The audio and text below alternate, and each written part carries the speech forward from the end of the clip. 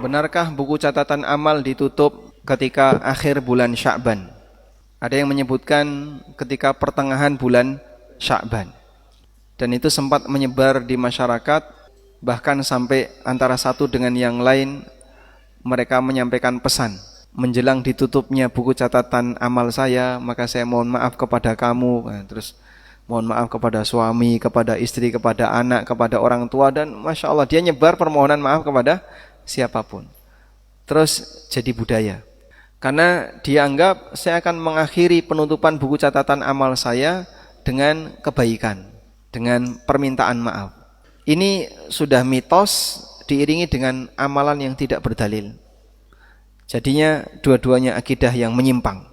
Tidak ada ceritanya buku catatan amal ditutup sebelum orangnya mati. Kapan buku catatan amal itu ditutup?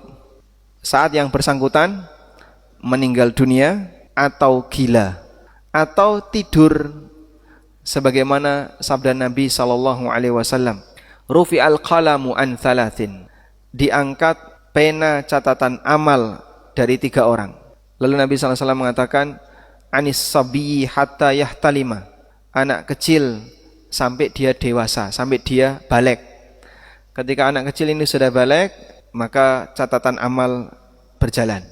Wa anin naimi hatta yastaiqidha, orang yang tidur sampai dia bangun. Makanya perbuatan orang tidur tidak dihitung. Sehingga orang tidur kok nyampluk bojone, nah itu tidak berdosa ya. Kalau betul-betul tidur ya. Nah. Yang ketiga, wa anil majnuni hatta yafiqa, dan perbuatan yang dilakukan oleh orang gila sampai sadar. Sehingga orang gila melakukan apapun sebagaimana anak kecil, tidak diperhitungkan. Selain itu, hamba akan terus dicatat amalnya. Dan Allah Subhanahu wa taala perintahkan kepada kita, wa'bud rabbaka hatta ya'tiyakal yaqin. Sembahlah Rabbmu sampai datang kepadamu al-yaqin. Al-yaqin maknanya apa? Kematian. Sampai datang kepadamu kematian.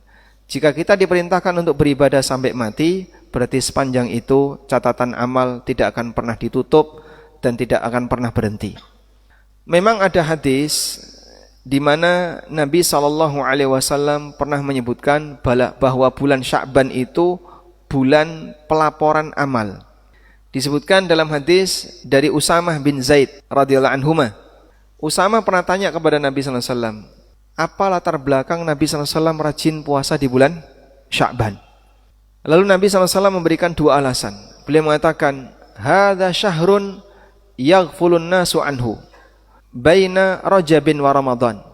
Bulan Sya'ban itu bulan yang sering dilalaikan oleh orang, sehingga mereka jarang beribadah di bulan ini antara Rajab dan Ramadan. Wa fihi turfa'ul a'mal ila rabbil alamin. Kemudian alasan yang kedua, dan di bulan ini amal para hamba itu diangkat menuju Rabbul alamin. Fa ana uhibbu ayyurfa'a amali wa ana sha'im. Maka aku ingin ketika amalku diangkat menuju Allah dalam keadaan berpuasa.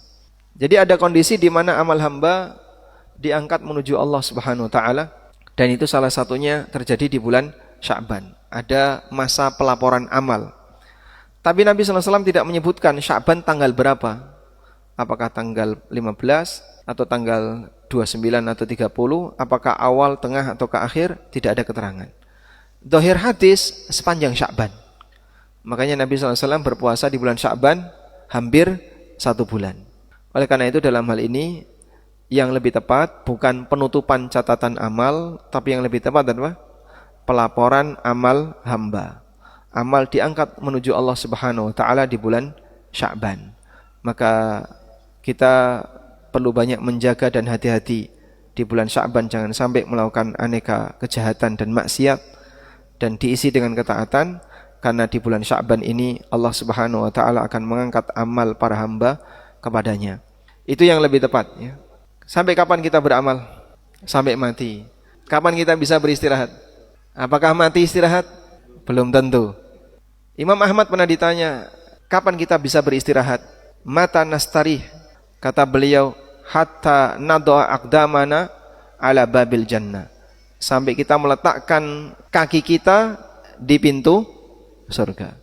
Begitu kita meletakkan kaki kita di pintu surga, silahkan Anda istirahat. Kalau belum sampai itu manusia tidak akan bisa istirahat. Wallahu alam.